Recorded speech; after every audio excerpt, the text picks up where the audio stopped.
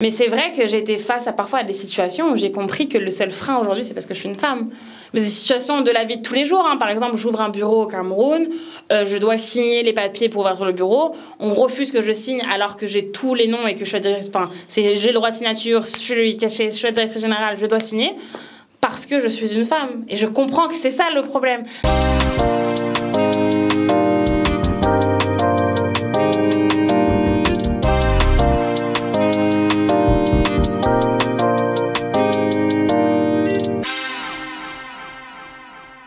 Je suis de ceux qui pensent que l'Afrique aujourd'hui n'est pas suffisamment respectée, non pas parce que les Africains n'ont pas accompli de belles choses, mais parce que ces belles choses ne sont pas suffisamment racontées.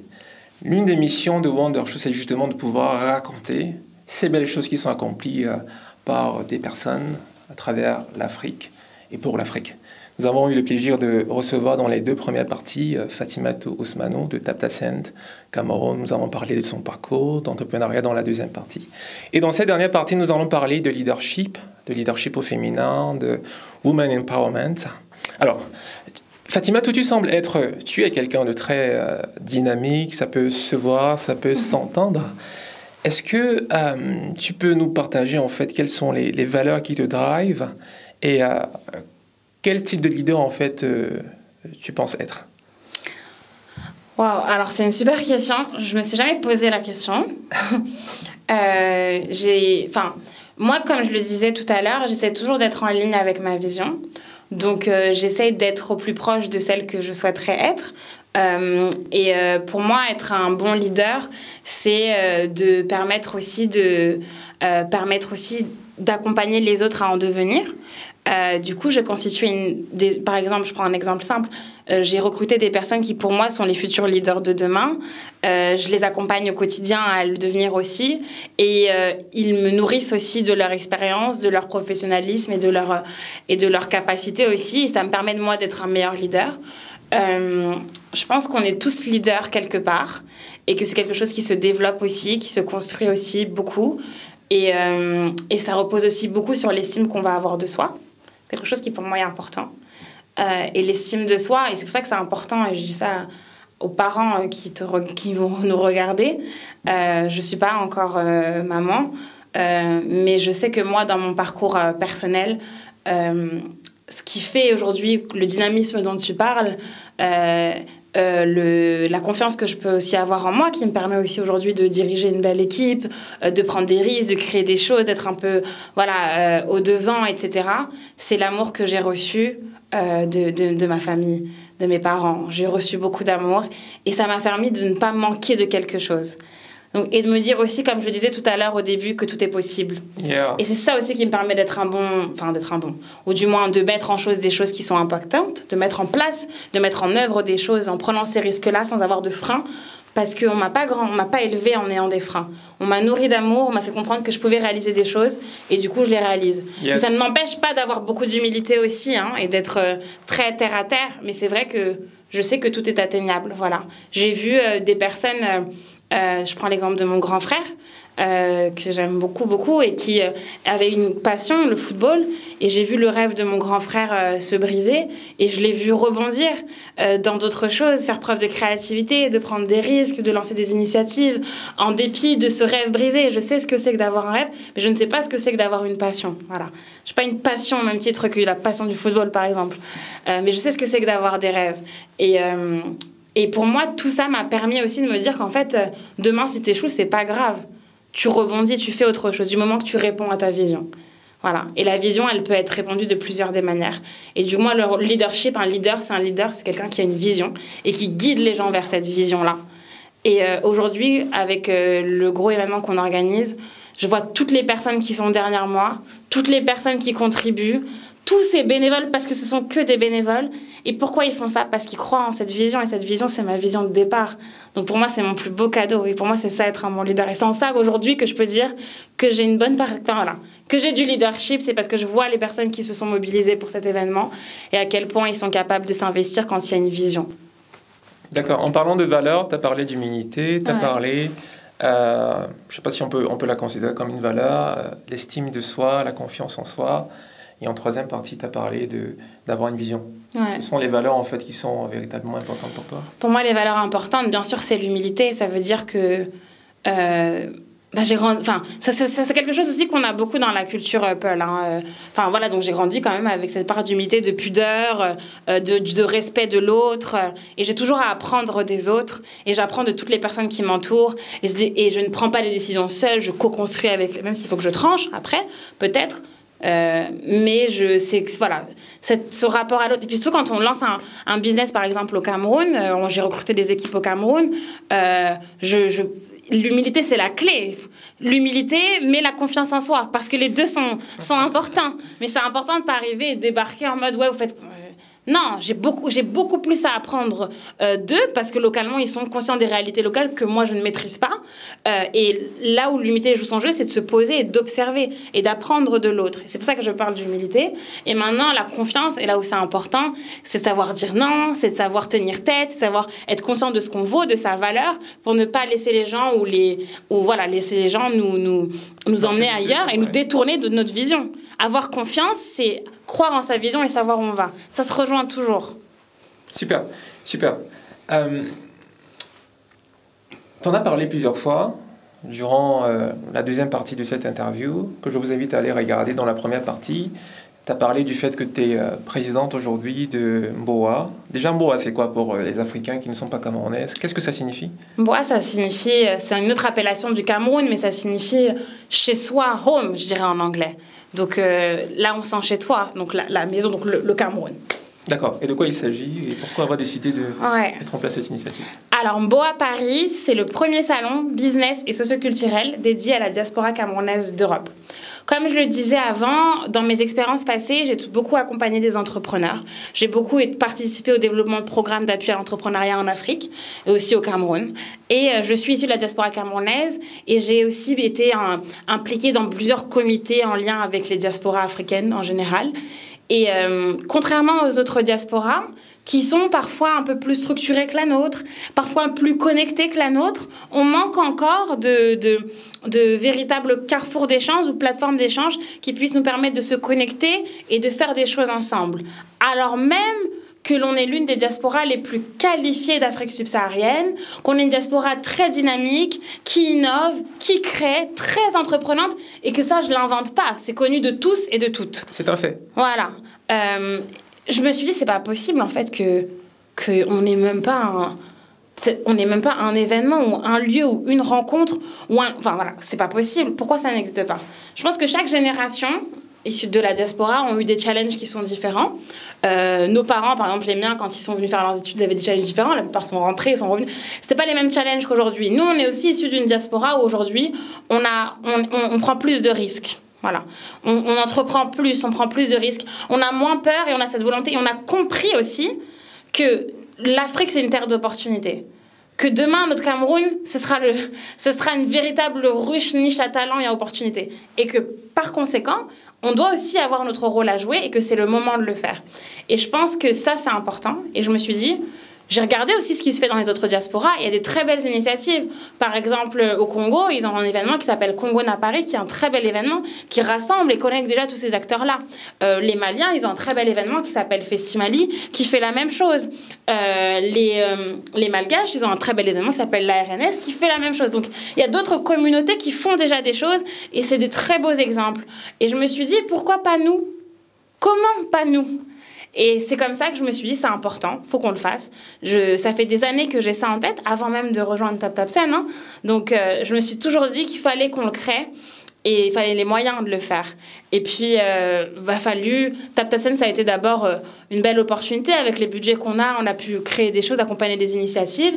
Et puis, à un moment donné, je me suis dit, mais attends, c'est important, Fatih, aujourd'hui. C'est le moment, avec tout ce qui se passe dans le monde, de connecter et de se rassembler. Et c'est comme ça qu'est né MBOA Paris. L'objectif, c'est de fédérer cette diaspora camerounaise, c'est de co-construire ensemble un écosystème qui soit réellement favorable à l'émergence d'initiatives à impact fort pour le Cameroun. D'accord. Alors, je ne sais pas quand vous allez regarder cette vidéo, mais il me semble que c'est le 20 mai 2023. L'événement a lieu le 20 mai 2023.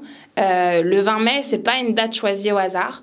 On sait que le 20 mai, c'est notre fête nationale, c'est la fête du Cameroun. La plupart des autres pays d'Afrique, ils célèbrent l'indépendance. Nous, on célèbre l'unité. Et c'est tout l'enjeu de ce salon de Mbo à Paris, c'est de rassembler, unifier et célébrer l'unité du Cameroun. C'est une belle coïncidence que ça tombe un samedi. C'est pour ça que c'était la date, c'était le moment. Yes. Quand j'ai regardé le calendrier, donc j'ai regardé le calendrier l'année dernière, et je me disais quand est-ce que je vais pouvoir en faire mon Mbo à Paris. Et je voulais faire un truc d'une plus petite échelle parce que j'avais pas d'argent, voilà. Je me suis dit je vais faire avec les moyens que j'ai. Et puis au début je l'avais mis en juillet. Et puis après, finalement, on n'avait pas trop de temps. Je me suis dit, bon, vas-y, je le ferai en septembre. La rentrée. Puis à la rentrée, il y a plein de salons. Je me dis, les gens, leur calendrier, il est full. On a 2 mois. Bon, je le mets en décembre. Et puis en décembre, finalement, c'était trop tôt. Et puis en septembre, je regarde mon calendrier à nouveau et je dis, mais le 20 mai, ça tombe un samedi. C'est genre, c'est improbable que ça tombe un samedi. Donc si ce samedi-là, il est pour nous, il n'y a pas de raison. Il faut que ce samedi-là, toute la diaspora, ils vont venir en famille et on va se rencontrer, on va se parler, on va se célébrer et ça deviendra un rendez-vous annuel et ça commencera en 20 mai. Super. Alors, est-ce que tu peux juste nous dire qu'est-ce qui attend ceux et celles qui vont y aller? Quelles sont les personnes en fait qu'elles vont rencontrer? Alors c'est un super programme. Le Mbo à Paris, concrètement, c'est 1000 m² de stands et d'expositions dédiés aux entrepreneurs de la diaspora camerounaise d'Europe. C'est également une journée entière de conférences sur plusieurs thématiques, comme le Women Empowerment, où il y aura notamment Denise Epoté, Paola Audrey, comme les médias et l'influence, comme les industries créatives, avec Imana ici qui sera présent, comme les industries musicales avec Taïk, Dinos, Dossé, comme l'entrepreneuriat, la clé dont on parle depuis le début, le fil conducteur à tout ça, et l'investissement avec Rebecca Enonchong, Philippe Simo. Donc non, on a vraiment du très beau monde en termes de panélistes, de la qualité, de la qualité, de la qualité, et puis de l'excellence, parce que c'est la diaspora camerounaise qui est comme ça. Et c'est pour ça aussi qu'on a choisi un lieu qui reflète l'excellence camerounaise, donc c'est le Beffroi de Montrouge, dans le 92, un très beau lieu, prestigieux, somptueux, un bel auditorium. Voilà, on fait honneur au Cameroun et à cette diaspora-là. Alors c'est vrai que choisir le 20 mai, c'était un challenge, parce qu'on sait que, voilà, si jamais il y a des autorités ou quoi que ce soit, ou certaines personnalités, elles ne seront pas disponibles le 20. En revanche, on s'est tout simplement dit, quoi qu'il arrive, le 20 mai, c'est notre fête. Les gens vont sortir le 20 et on va se réunir. C'est un mouvement citoyen, c'est un mouvement voilà, désintéressé, c'est une association, pas à but lucratif, on est tous bénévoles et tous les speakers qui viennent à l'événement et tous les modérateurs sont bénévoles. Oh. Et le clou du spectacle, un grand concert avec Lady Ponce, Sergio Polo, Loco, Malox et plein d'autres invités qui seront présents tout au long du salon. Donc voilà, une très belle occasion de célébrer le Cameroun et de se renforcer, de s'informer, de se connecter. Super. Alors j'aimerais quand même revenir sur un mot que tu as utilisé plusieurs fois. Oui. Le Women Empowerment. C'est quoi pour toi? Le Women Empowerment, c'est l'autonomisation des femmes. C'est le fait qu'aujourd'hui, les femmes puissent se célébrer, se valoriser, être autonomes et puissent aussi créer. C'est vrai que c'est un sujet qui est assez particulier, mais qui est primordial et qu'on doit forcément mettre dans ce type d'initiative. Et puis, ne serait-ce que dans les stands, par exemple, de Mbo à Paris, 70% des stands, c'est des femmes. 70% des personnes qui ont pris des stands, c'est des femmes qui créent, c'est des femmes entrepreneurs. Aujourd'hui, la femme entreprend. En Afrique, la femme est là où on trouve le plus de femmes entrepreneurs, c'est sur le continent africain. Parce qu'elles n'ont pas peur, parce qu'elles font des choses. Et je suis très fière de ça. Et je pense que c'était important de le mettre en lumière aussi. Et puis moi, j'ai été, comme je le disais, j'étais bercée et j'ai grandi autour de femmes inspirantes, dynamiques, entrepreneurs. Donc vraiment, le Women Empowerment, c'est une manière à nouveau de dire qu'on peut tout faire et que la femme a sa place à jouer dans l'échiquier mondial et que la femme crée énormément de valeur, mais pas uniquement de la valeur comme parfois on peut l'entendre, mais surtout de la valeur économique dans la plupart des pays, dans la totalité, dans le monde, tout simplement. Ouais. Alors, aujourd'hui, tu es une femme qui a un certain impact, qui a des initiatives, une femme qu'on peut considérer de femme leader. Est-ce que tu le vis aujourd'hui un peu comme une sorte de pression? Est-ce que c'est un devoir? Comment est-ce que tu le vis? J'avoue, pas du tout. Enfin, moi, je vis un peu ma vie au jour le jour. Non, mais je vais être très honnête. Je vis un peu ma vie je réalise pas vraiment, en fait. Okay. Moi, ça met... Enfin, ouais, quand on me demande de faire une interview, je suis toujours très enjouée parce que je réalise pas vraiment... je pense que je réalise pas vraiment ce que je réalise au quotidien. Je suis consciente que c'est important, que ça a de l'impact et je suis fière de voir les résultats. Mais c'est vrai que personnellement, à titre personnel, j'ai pas l'impression d'avoir une image différente de celle que je suis habituellement. Après, en termes de pression, c'est vrai que j'ai quand même un certain devoir aussi. Je ressens aujourd'hui que quand on lance des initiatives comme ça veut dire aussi qu'il faut quand même s'y tenir. C'est que je prends des engagements vis-à-vis de ma communauté aussi, vis-à-vis de ma diaspora. Et que c'est important aussi que je puisse continuer à ne pas décevoir ceux qui croient en moi et qui ont cru en moi et qui ont cru en ma vision aussi. Ceux qui m'accompagnent notamment sur le projet Mbo à Paris, etc. Et puis après, sinon, au quotidien, ça va. Là où j'ai le plus de stress, c'est parfois d'allier un peu l'aspect professionnel et la vie personnelle, puisque j'engage beaucoup, je fais beaucoup de choses et que c'est toujours un challenge de pouvoir aussi continuer à être très présente dans ma vie privée auprès des miens et auprès de mes proches. Mais ça, c'est mes challenges à moi. Mais c'est vrai qu'au-delà de ça, je réalise pas trop tout ça. D'accord. Et en tant que femme, comment tu vis l'entrepreneuriat? Est-ce que tu ressens des barrières liées à ton genre? Ouais. En fait, c'est des barrières qui, pour moi, étaient quasi invisibles pendant très longtemps. Pour moi, vraiment, j'avais jamais conscientisé le fait qu'effectivement, en tant que femme, on pouvait avoir des limites et des barrières. Et je pense que dans ma génération, il y en a beaucoup qui ont... C'est récemment, avec tous les mouvements qu'on voit, qu'on commence à comprendre certaines choses. Mais il y a plein de choses qu'on avait intériorisées, qu'on considérait comme normales. Voilà. Et il y a aussi beaucoup de choses qui sont aussi issues des cultures et de notre identité. Il y a des choses qui dépendent aussi de nos traditions, etc. Mais c'est vrai que j'ai été face parfois à des situations où j'ai compris que le seul frein aujourd'hui, c'est parce que je suis une femme. Mais des situations de la vie de tous les jours. Par exemple, j'ouvre un bureau au Cameroun, je dois signer les papiers pour ouvrir le bureau. On refuse que je signe alors que j'ai tous les noms et que je suis j'ai le droit de signature, je suis la directrice générale, je dois signer. Parce que je suis une femme. Et je comprends que c'est ça le problème. Donc, il y a des choses comme ça où j'ai été surprise. J'ai compris mais en fait, c'était ça le problème. Et que j'avais pas réellement comprise au départ. Et donc, c'est vrai que c'est un challenge. Parfois, il faut que je sois plus ferme. Faut que il y a des manières d'aborder certains sujets qui sont différents parce qu'on est des femmes. Mais c'est vrai qu'aujourd'hui, c'est pas le plus grand frein que je rencontre. D'accord. Du moins, je crois. Je sais pas. D'accord. On est pratiquement à la fin de cette interview. J'ai encore 2-3 questions à te poser. Juste pour revenir sur cette notion de leadership, tu es le leader de TapTaSend Cameroun. Comment est-ce que tu fais pour garder tes équipes motivées? Comment est-ce que tu fais pour gérer des situations de crise? C'est une super question, il faudra leur poser la question. Non, mais je pense que, comme je le disais, c'est la vision. Ils sont animés par la même vision que moi. Ils la partagent. Donc, ça veut dire qu'ils savent pourquoi ils sont là. Et j'essaie vraiment de recruter des gens qui ont cette vision. Alors oui, on a tous nos ambitions personnelles. On veut tous croître, grandir et faire des belles choses. Mais il faut aussi qu'on ait un intérêt commun qui soit partagé parce que c'est beaucoup de travail, c'est énormément de temps, c'est beaucoup de sacrifices. On travaille le week-end, on travaille tard la nuit, on voyage beaucoup. Et il faut savoir pourquoi on fait ça. S'il n'y a pas de sens dans ce qu'on fait, au bout d'un moment, on perd sa motivation. Et du coup, l'essentiel pour moi, c'est de garder du sens. Yeah. Et s'ils partagent, ils comprennent ce pourquoi ils sont en train de faire ça, je sais que je peux les tenir motivés, peu importe l'heure, peu importe le moment. Hier, à un moment donné, on était en train de faire une grande réunion pour Mbo à Paris. Il était 23h55. Il y a des personnes qui ont des vies de famille, des parents qui étaient là. Jusqu'à 23h55, des bénévoles qui travaillaient, qui me disaient non, on n'a pas fini. Et j'ai eu un moment j'ai réalisé en fait à ce moment-là ce qui se passait. Je me suis dit, mais ils font tout ça bénévolement, genre. Ils sont tous mobilisés, on est 20 dans cette pièce en train de bosser, il est 23h. Ils pourraient tous être partout ailleurs, ils sont pas payés pour ça, mais pourquoi ils sont motivés, ils le font comme ça? Et je me dis, c'est pas par amour pour moi, mais c'est parce ils ont compris en fait. Ils ont compris que ce qu'on est en train de faire là, c'est important. C'est important pour nous-mêmes, en tant que Camerounais et enfants du Cameroun. C'est important pour notre pays, le Cameroun, et c'est important pour les générations qui vont arriver après nous. Et ça, pour moi, c'est ça. Comment garder une équipe motivée? C'est avoir quelqu'un qui a une vision et donner du sens à ce qu'on fait tous les jours. Super. La vision. Est-ce que tu peux nous partager juste trois leçons apprises? 3 leçons? Apprises. Apprises. Waouh. Ok. Une des premières choses que j'ai comprises assez vite, c'est qu'il faut rester soi-même.